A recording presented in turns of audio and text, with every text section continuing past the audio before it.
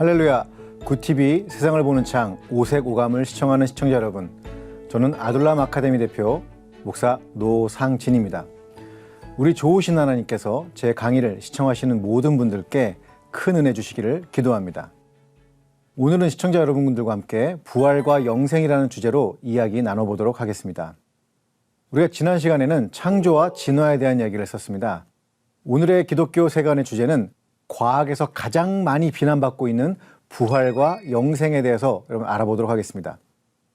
아마도 부활에 대한 일반적인 인식은 우리 마음을 매우 무겁게 하지 않나 이런 생각이 듭니다. 제가 예전에요 BBC 뉴스에서 설문조사한 결과를 본 적이 있었습니다. 그리고 제가 깜짝 놀랐는데, 왜냐하면 여러분 영국은요 기독교 국가잖아요. 우리에게 선교사도 파송을 했고 매우 기독교적으로 발달된 문화를 가지고 있는 그런 곳인데, 영국 기독교인의 25%, 즉 4명 중 1명이 예수님의 부활을 믿지 않는다는 것이었습니다. 예수님을 믿습니다 라고 하는 사람들 중에 4명 중 1명은 부활은 비과학적이고 성경은 잘못되었다라고 생각하고 있다는 거죠. 이러한 여론조사에 담겨 있는 일은요, 현대인들은 부활에 대해서 믿을 수 없는 사건이며 인간에게 일어날 수 없는 비과학적이라는 것입니다. 여러분, 과연 그럴까요? 2017년 사이언스 타임즈에 실린 기사 중 하나는 인체 냉동 보존에 대한 것이었습니다. 2017년 1월 26일은요, 인체 냉동 보존 지지자들에게 매우 의미 있는 날이었는데, 최초의 냉동 보존 인간이 탄생한 지 50주년 됐던 날이기 때문에 그렇습니다. 1967년에 미국 캘리포니아 대학의 심리학 교수이자 생물 냉동학 재단의 설립자였던 제임스 베드포드라는 분이요, 세계 최초의 냉동 보존 인간이 되었습니다. 여러분, 이분들이 왜 냉동 보존 인간이 되고 있을까요? 부활하기 위해서죠. 이 때문에 1972년에요 설립된 알코라고 하는 냉동 보존 업체가 있었습니다. 1980년대만 해도 불과 10명 정도 안팎밖에 회원수가 있지 않았습니다. 여러분 잘 아시는 월트 디즈니나 이런 분들 몇 명 있었는데, 지금 숫자는요 1000명이 넘습니다. 이게 지금 몇 년 전에 조사한 거니까 더 많아졌겠죠? 이럴 만큼 아주 성업 중입니다. 여러분 잘 아시는 세계적인 페이팔의 공동 설립자였던 피터 틸, 그다음에 캐나다의 억만장자였던 로버트 밀러, 이런 쟁쟁한 사람들이 이 알코라는 회사의 회원입니다. 부활이 없다고 믿는 사람이 많지만, 이렇듯 지식층이나 부유한 사람들은 점점 더 부활에 대한 확신을 가지고 있습니다. 이 사람들은 모두 영하 196도 이하에서 자신의 다음 몸이 부활하기를 기다리고 있습니다. 과연 우리 시대에 부활과 영생이라는 개념은 어떻게 받아들여야 하고, 성경에서 말하는 부활과 영생은 어떤 의미일까요? 여러분, 미국에 가시면요 뉴욕 주립대학교라는 곳이 있습니다. 물론 저는 가본 적은 없습니다. 가본 적은 없는데, 이 뉴욕 주립대학교의 중환자의학과 조교수인 그리고 소생술 연구소장인 샘 파르니아라고 하는 분이 계십니다. 물론 제가 잘 아는 분은 아닙니다. 잘 아는 분은 아니고요.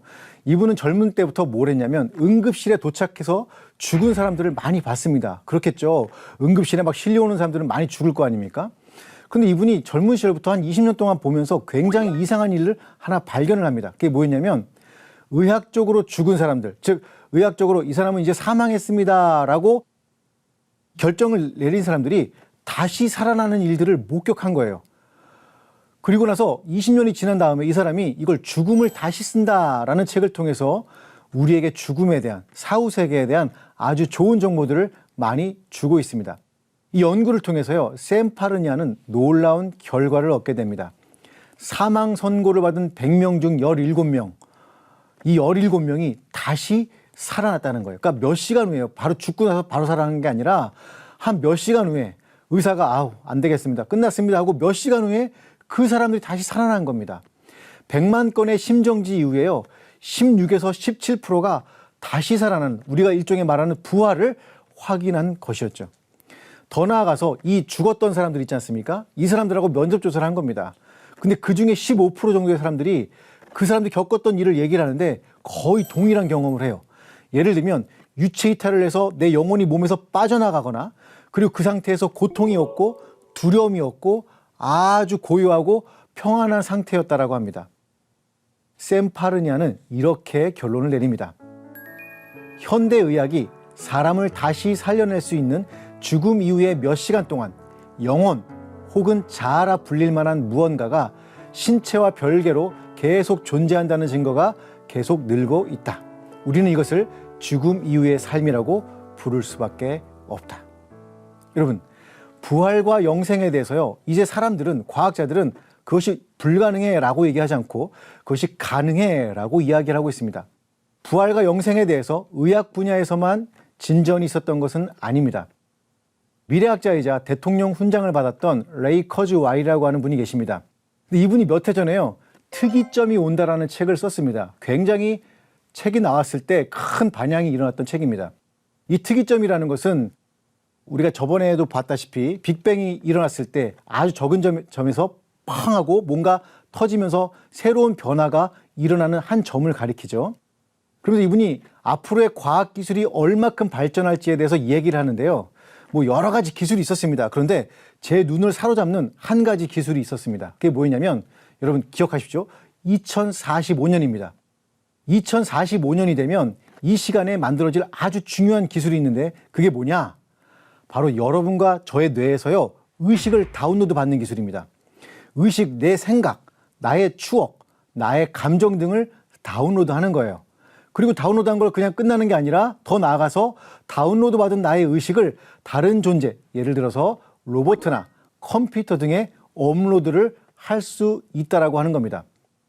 여러분, 이러한 얘기는요, 레이 커즈와일 박사님만 하는 게 아닙니다. 여러분 잘 아시는 인물이 하나 있습니다. 바로 일론 머스크라고 하는 분이죠. 우리가 테슬라나 또 스페이스X, 그러니까 우리가 뭐 화성 가는 그런 미사일만 생각을 하실 수 있는데요. 이 사람이 만든 한 회사가 있는데 그 회사 이름이 뉴럴링크라고 하는 회사입니다. 이 뉴럴링크에서는 지금 뭘 하고 있냐면요, 인간의 뇌에서, 물론 동물 가지고 실험을 하고 있지만 인간의 뇌에서 그걸 컴퓨터하고 연결을 해가지고 그 의식을 읽어내고 그것을 조작하는 그런 기술들을 개발 중에 있습니다. 여러분, 만약에 이 기술이 가능해진다면, 여러분 한번 생각해 보세요. 제 몸이 늙었어요. 이렇게 제 몸이 늙어가지고 죽을 때가 됐어요. 그럼 어떻게 하면 될까요? 그렇죠. 제 의식을 다운로드 받아가지고 로봇한테 옮겨놓으면 되겠죠. 그럼 그 A라는 로봇이 잘 살 거예요. 제 의식을 가지고 막 살다가 또 그 로봇가 폐기될 때쯤 되면 어떻게 하면 될까요? 그렇죠. 의식을 다운로드 받아서 또 다른 로봇한테 옮기면 됩니다. 그걸 계속 반복한다면 이론적으로 인간은 뭘 할 수가 있을까요? 영생을 할 수가 있게 됩니다. 여러분 놀랍죠? 네, 저는 정말 무서웠어요. 무섭고 이런 기술이 2045년에 완성이 된다는 것에 저는 정말 충격을 금할 수가 없었습니다. 여러분, 저는 지금까지 인간이 부활할 수 있는가와 영생할 수 있는가에 대한 과학적이고 그리고 기술적인 이야기를 해드렸습니다. 일반 사람들이 지금 어떻게 기술 진보가 이루어가고 있고 그것이 어떠한 상태인지를 말씀을 드렸는데, 아마도 이 이야기를 들으시는 동안 그럴 수도 있겠네 라면서 고개를 끄덕거리시는 분이 있을 것 같아요. 근데 반면에 성경에서요, 인간의 부활에 대한 이야기를 하고 있고요, 영생에 대해서 우리에게 말씀을 해주고 있습니다 라고 제가 말씀을 드리면 안 믿는 분들 같은 경우 어떻게 할까요? 고개를 까딱거리실 거예요. 분명히 아까 고개를 끄덕끄덕 했던 분들이 에이, 성경에서 그 얘기들은 잘못된 거 아니야? 거짓말 아니야? 라고 얘기할 것 같습니다. 성경은 우리에게 오래전부터 부활과 영생에 대한 이야기를 했고 우리가 경험하고 있는 세상이 끝이 아니라고 선포하고 있습니다. 하지만 사람들은 이걸 비과학적이라고 지금도 손가락질을 하고 있습니다. 성경의 이야기는 과학과 배치되지가 않습니다.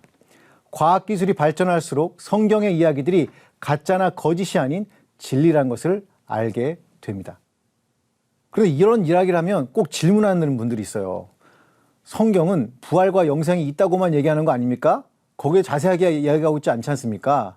그러면 제가 성경이 말하는 부활이 얼마나 구체적이고 그리고 대담한지를 여러분께 한번 말씀드려 볼게요.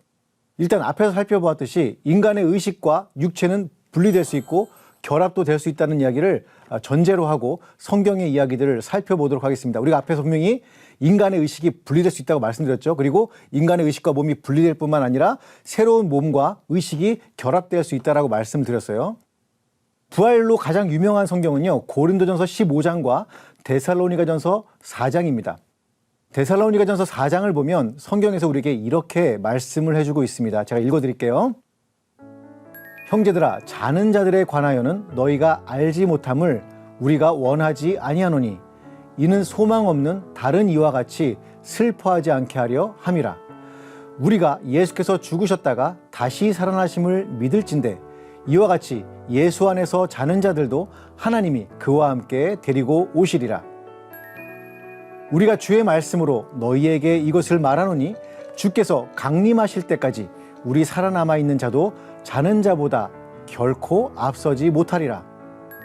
주께서 호령과 천사장의 소리와 하나님의 나팔 소리로 친히 하늘로부터 강림하시리니 그리스도 안에서 죽은 자들이 먼저 일어나고 그 후에 우리 살아남은 자들도 그들과 함께 구름 속으로 끌어올려 공중에서 주를 영접하게 하시리니 그리하여 우리가 항상 주와 함께 있으리라. 그러므로 이러한 말로 서로 위로하라. 여러분이 성경을 읽다 보면 굉장히 이상한 구절이 있습니다. 그게 어디냐면 14절과 16, 17절인데 14절을 보시면 이렇게 표현되어 있습니다. 주님이 재림하실 때 하나님이 예수님과 함께 자는 자들, 즉 죽은 사람들을 데리고 오신다라고 하는 겁니다. 예수님이 오시는 그 순간에 그동안 죽었던 사람들 모두를 우주적으로 참여하게 하고 하늘에서 지상으로 내리고 오는 모습이요.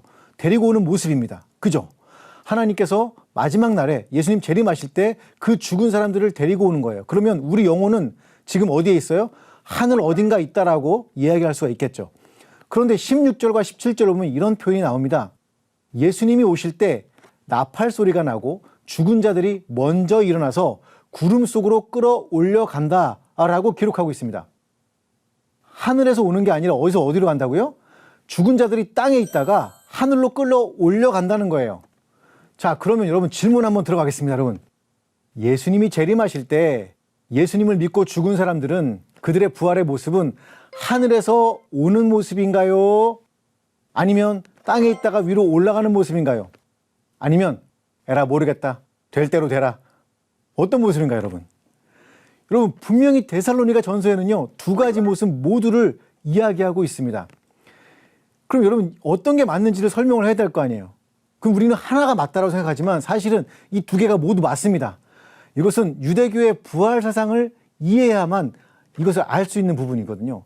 유대교에서 한 인간, 그러니까 이 인간, 저 인간 할 수 있잖아요. 그 인간이 된다는 건 어떤 거냐면 영혼, 즉 의식, 우리 정신과 육체가 결합한 형태가 하나의 인간을 이루어갑니다. 그러니까 하늘에서 오는 우리의 영혼이라고 하죠. 우리의 의식과 우리의 정신이 있을 거예요. 그리고 땅에서 올라가는 그 무언가 있겠죠. 그게 육체를 의미합니다.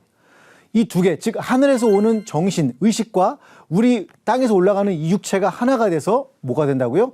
새로운 인간이 된다라고 하는 게 데살로니가전서 4장에서 지금 말씀하고 있는 겁니다. 물론 땅에서 하늘로 올라가는 우리의 육체는요, 이전에 지금 우리가 가지고 있는 이런 육체가 아닙니다. 지금 우리가 가지고 있는 육체는요, 사망 권세 아래에 있기 때문에 연약한 몸입니다. 사망에게 삼킴바 되는 그런 몸이죠. 사망 권세에 굴복할 수밖에 없는 그러한 몸이고 그런 육체이고 한계를 가진 몸입니다. 하지만 하나님이 우리에게 주실 몸은요, 그런 몸이 아니라 새로운 몸이고 현재 우리의 의식과 결합을 하게 될 그런 몸입니다. 이걸 어디서 알 수 있냐? 고린도전서 15장에 보면 우리의 몸에 대해서 이야기하고 있는 것을 볼 수가 있습니다. 고린도전서 15장 44절에 보면 이렇게 되어 있습니다. 육의 몸으로 심고 신령한 몸으로 다시 살아나나니 육의 몸이 있은즉 또 영의 몸도 있느니라. 신령한 몸이라고 표현된 이 영의 몸이 바로 우리가 갖게 될 새로운 몸입니다. 즉 부활체입니다. 아까 과학에서 얘기했던 로봇과 같은 그런 새로운 몸이죠. 우리는 부활에 대해서 예수님을 통해서 본 적이 있어요. 그 부활체에 대해서 예수님을 통해서 본 적이 있는데 예수님께서 부활하신 다음에 제자들이 있는 공간에 막 왔다 갔다 하시죠. 시간을 초월하시죠.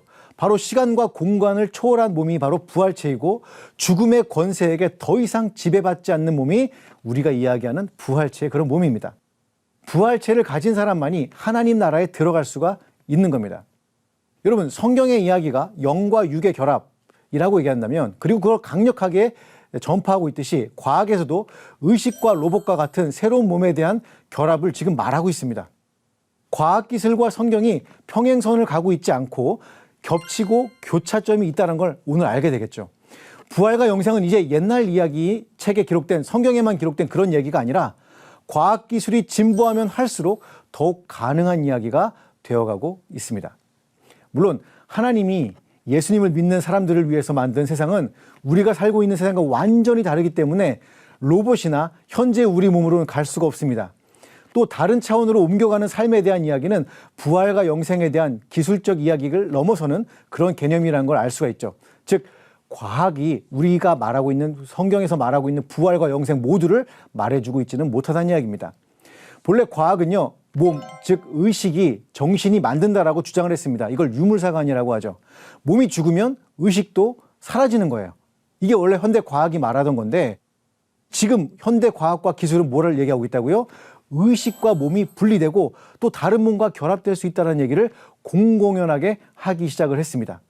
하지만 여러분 성경은요, 2000년 전부터 인간의 영혼과 몸은 분리될 수 있고 우리의 영혼은 새로운 부활체와 결합이 되어 하나님 나라에서 영생할 수 있다는 이야기를 해주고 있다는 걸 잊어서는 안 될 것입니다. 여러분 천국은 정말 놀라운 것입니다. 물과 성령으로 거듭난 새로운 존재만이 천국에 갈 수 있고 영생할 수 있습니다. 여러분 얼마나 영광스러운 일이겠습니까? 여러분 이 세상에는요 눈물과 고통 그리고 끊임이 없는데 천국에 가면 매일 매 순간 감탄만 나올 것 같습니다. 제가 군대를요 이렇게 생긴 건 이렇게 생겼지만 사실 특공부대를 나왔습니다. 믿지 않으셔도 어쩔 수 없는데 제가 205 특공부대라고 하는 아주 멋있는 부대의 소대장으로 근무를 했었습니다. 그 부대는 특징이 뭐였냐면 매년 지리산을 갔었어요. 지리산을 가서 지리산에서 훈련을 하고 지리산을 넘는 지리산 종주를 했었습니다. 근데 제가 3년을 근무하는 동안 2번을 갔었는데 제가 지리산을 갈 때 정말 경이로운 걸 한번 경험을 했습니다. 그게 뭐냐면 운해라고 하는 것입니다. 1년에 50일밖에는 열리지가 않는데요. 그 운해를 볼 수가 없다라고 하더라고요. 근데 제가 그때 첫 번째 소위 때 지리산을 갔는데 그 운해를 본 거예요.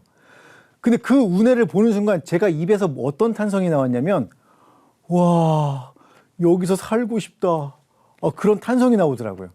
여러분 거기 가게가 있거나 마트가 있거나 아무것도 없어요. 그런데 그 자연 광경을 보는 순간 저는 그런 탄성을 질렀습니다. 우와 여기서 그냥 살았으면 좋겠다. 여러분 천국은 이런 감탄이 나올 만한 곳입니다. 이런 감탄이 나올 만한 곳이 천국이기 때문에 그 천국은 여러분과 제게 정말 영광스러운 곳이 될 것입니다. 저는 이제 마지막으로 여러분 예수님의 부활 여정과 그 의미에 대한 이야기로 오늘 강의를 좀 마무리할까 합니다. 여러분 예수님이 죽으시고 부활하시기까지 3일이라는 시간이 있었습니다. 많은 사람들은 그때 예수님이 어디 계셨을까라고 하는 질문을 던졌습니다. 그리고 성경은 그 질문에 대해서 우리에게 이렇게 답변을 해주고 있습니다. 베드로전서 3장 19절에 보니까 그가 또한 영으로 가서 옥에 있는 영들에게 선포하시니라 이렇게 되어 있습니다. 근데 여러분 원문에는요 영으로 갔다라는 얘기가 없어요. 영으로 갔다는 얘기는 없고 예수님이 옥에 있는 영혼들에게 선포하셨다라고만 되어 있습니다. 여러분 여기 나와 있는 옥이라는 건 뭘까요? 옥. 예. 이게 헬라어로 필라케라는 단어입니다. 헬라어로 필라케라는 단어인데 이 옥이 마태복음 5장에 감옥이라고 번역이 되어 있고 그 감옥은 그 마태복음 5장에서 지옥을 의미합니다. 예. 여러분 천국과 지옥에 대한 표현이 여러 가지가 있는데 그건 뭐 다음에 또 한번 기회가 되면 말씀드리도록 하고요. 이 필라케 즉 지옥에 예수님이 십자가에서 죽으시고 부활하시기까지 3일 동안 어떻게 했다고요? 지옥에 가셔서 거기 있는 영혼들에게 복음을 전하셨다는 겁니다. 그래서 원래 사도신경에 보면요. 영어 성경이나 혹은 또 영어 사도신경이나 원문에 보면 He descended into hell 이렇게 표현되어 있어요. 예수님이 지옥에 내려가셨다라고 하는 표현이 있습니다. 그런데 우리나라에서 번역을 할 때 이 신학자들과 목사님이 보시면서 너무 황당한 거예요. 예수님이 지옥을 갔다니까. 예수님 지옥 갔어 막 이럴 수가 없잖아요. 그래서 이거 안 되겠다 해가지고 그 표현을 삭제를 했습니다. 근데 지금도 영어 사도신경에 보면 예수님이 지옥에 내려갔다라는 그 표현이 있습니다. 근데 여러분 저는 사실 이 구절을 굉장히 사랑합니다. 왜냐하면 여러분 예수님의 마음을 알 수 있는 진정한 구절이 바로 이 구절이기 때문에 그래요. 여러분이 만약에 누군가를 구원해야 하고 지금 예수님을 믿지 않고 있다고 하면 여러분은 어디까지 가실 수 있겠습니까? 천안? 부산? 물론 이 질문은 여러분에게만 해당하는 질문이 아니라 바로 저에게도 동일한 질문입니다. 그럼 많은 분들이 글쎄요라고 이렇게 대답을 하실 것 같아요. 여러분 예수님은 우리를 위해 십자가에서 죽은 것으로만 끝나지 않습니다. 부활하시기 전에 지옥에 내려가셔서 죽은 영혼들을 살리시기 위해 자신의 모든 것을 내던지셨습니다. 부활의 삶이란 이와 같이 예수님을 따르는 삶입니다. 혹시 여러분 이런 친구들 알고 계시나요? 매일 비행기를 타는데요. 티켓도 끊지 않습니다. 또 예약도 하지 않습니다. 돈도 내지 않습니다. 그리고서 여기저기 구천을 또 도는 친구들이 있습니다. 이 친구들은 매일매일 과자를 먹는데 그 과자가 무려 4,000원 정도 하는데요. 어떤 과자냐? 구름 과자입니다. 구름 과자 아시죠? 하는 거, 이런 거 있지 않습니까, 여러분? 잘 아시죠? 바로 우리는 그들을 비행 청소년이라고 하죠. 지금은 학교 밖 청소년, 학교 부적응 청소년 이렇게 얘기를 합니다. 제가 2012년에요. 이 친구들하고 성경 공부를 한 적이 있었습니다. 이 친구들 사실상 공부하는 거 완전히 싫어하는 애들이잖아요. 그래서 성경 공부를 하니 쉽겠습니까? 굉장히 어려웠는데 저희 아내가 매일 밥을 해주는 그런 시기였고 저희 둘이 놀던 시기였습니다. 그러니까 굉장히 경제적으로 타격도 많았던 시기였는데 그 2012년에 그 친구들하고 성경 공부를 하는데 그때 친구 중에 한 명이 성경 공부를 하다가 자신의 삶을 간증을 했는데 자전거로 표현을 했던 적이 있습니다. 여러분 봉천동, 지금은 봉천동이라는 이름이 없지만 봉천동에 가시면 봉천고개라고 하는 게 있습니다. 제가 사실 그때 봉천직이라는 이름으로 활동을 했었는데요. 그 봉천고개가 좀 이렇게 가파른 곳이에요. 가파른 곳이라서 그 친구가 자전거를 타다가 그런 느낌을 가졌던 것 같아요. 그 봉천고개를 자전거를 타고 쭉 내려오면 전혀 힘이 들지 않습니다. 내리막길을 갈 때는요, 너무너무 손쉽게 내려가는 거예요. 그 친구는 이제 소년원 갔다 온 친구였는데 그 친구 이렇게 얘기를 했습니다. 그 길을 내려가는, 내리막길을 가는 그 자전거를 탔을 때는 너무나 쉽게, 너무나 그냥 제어할 수 없을 정도로 쭉쭉쭉 내려가더라는 거예요. 그리고 그걸 돌이켜서 다시 올라가려고 했더니 그 봉천고개를 올라가고 자전거를 타고 올라가는 게 너무너무 힘들더라는 거죠. 그 친구가 저하고 함께 4년 동안 성경 공부를 하고 지금은 정당하고 아주 어엿한 성인으로 자라서 사회 일원으로 살아가고 있습니다. 저는 4년이라는 시간을 그 친구들과 함께 했고 자신의 잘못된 삶으로부터 그들을 나오게 할 수가 있었습니다. 저는 그 속에서 부활하신 예수님이 우리에게 주신 그 의미를 발견할 수가 있었습니다. 현진이라는 친구가 있었는데요. 이 친구는 굉장히 대단한 친구였습니다. 왜냐하면 가출을 20번이 넘게 했고 이 친구가 우리 동네에서 되게 유명한 그런 마트가 있었거든요. 그 마트에서 이렇게 아시죠? 그 뭔지 이런 걸 하는 친구였습니다. 이 친구 가정 생활이 그렇게 좋지가 않았어요. 이 친구가 엄마랑 아빠랑 또 동생이 살았는데 이 친구가 저희하고 성경 공부를 하면서 어느 날 이런 얘기를 하는 거예요. 제가 하나님 얘기를 계속 했었는데 하나님 아버지에 대한 얘기를 하는데 이 친구가 수용을 하지 못하는 거예요. 그럼 이 친구 얘기를 들었습니다. 그러면 현진아, 너는 어떻게 하나님에 대해서, 아니 너희 아버지에 대해서 어떻게 생각하니? 했는데 이 친구가 초등학교 때 있었던 자기 아버지에 대한 얘기를 하는 겁니다. 봉천동에 가면 그 봉천 사거리라는 곳이 있어요. 그곳에부터 자기 아버지가 자기 엄마 머리를 붙잡고 질질질 끌고 가면서 바카스병으로 때리는 얘기를 막 하는 거예요. 그때 그 어린 아이가 아빠 이러면 안 돼요 하면서 그 아빠를 말릴 때 그 아빠가 이번에는 그 아들의 머리를 붙잡고 질질질질 끌려가는 거예요. 그 이야기를 계속 한 30분 정도 하는데 제 마음이 너무나 아팠어요. 너무 무너질 것 같았어요. 이 아이는 자기가 자기 가정에서 이미 죽은 존재였고 사망의 권세 속에서 죄로 인해 살아갈 수밖에 없는 그런 존재였던 것이죠. 그 친구가 그러고 나서 한 2주가 지났습니다. 그리고 제가 그 친구들을 하고 또 성경 공부를 하면서 질문을 하나 던지기 시작을 했습니다. 그게 뭐였냐면, 얘들아, 내가 왜 너희들하고 이렇게 성경 공부를 하고 이렇게 너희들에게 식사를 대접하는지 너희들 알겠니? 제가 왜냐면 저희 모임의 목적을 계속 얘기를 하거든요. 우리 모임의 목적은 단순하게 놀기 위한 게 아니라 너희들에게 복음을 가르치고 그 이야기를 전달하려는 것이야 라고 했기 때문에 그 이야기를 다 알고는 있었어요. 알고는 있었는데 저는 그런 얘기가 당연히 나올 줄 알았거든요. 왜냐면 자주 그 얘기를 했었으니까. 근데 그 친구가 저를 많이 쳐다보는 거예요. 그 친구 저를 쳐다볼 때 항상 무서운 게 있는데 빤히 쳐다보면서 그러는 거예요. 목사님, 치유해 주려고요. 저를 치유해 주려고요. 저는 그때 굉장히 충격을 받았습니다. 왜냐하면 이 친구를 제가 치유한 적이 없어요. 그 친구들이 성경을 공부하면서 그 안에 죽었던 영혼이 살아나고 부활에 대한 정신들이 그들에게 깃들기 시작을 하면서 그 친구들은 이제 예수님을 믿기 시작을 했고 그 친구들 속에서 죄가 사라지고 악이 사라지고 죽음과 사망의 권세가 사라진 것을 목격할 수가 있었습니다. 바로 이것이 부활의 정신이고 오늘날 우리가 부활을 추구해야 되는 그런 삶이라는 것을 여러분 꼭 기억했으면 좋겠습니다. 인간이 인간되지 못하게 하는 것, 인간이 인간으로서 살아가지 못하게 하는 그 모든 것이 바로 사망 권세 때문에 그렇습니다. 죄 때문에 그렇습니다. 그런데 부활이란 바로 그런 것에 대한 저항이고 그런 것에 대한 삶입니다. 예수님은 그것을 위해서 지옥까지 내려가셨던 분입니다. 저와 여러분은 어디까지 내려갈 수 있을까요? 오늘은 인간의 영생과 부활에 대한 얘기를 했습니다. 예수님의 부활이 여러분과 저의 삶에 더 큰 하나님의 마음으로 다가오기를 기도하면서 오늘 강의 마치겠습니다. 하나님의 말씀으로 세상을 이해하고 바라보는 마음의 창이 여러분 안에 열리기를 소망하며 이 시간을 마치겠습니다. 감사합니다.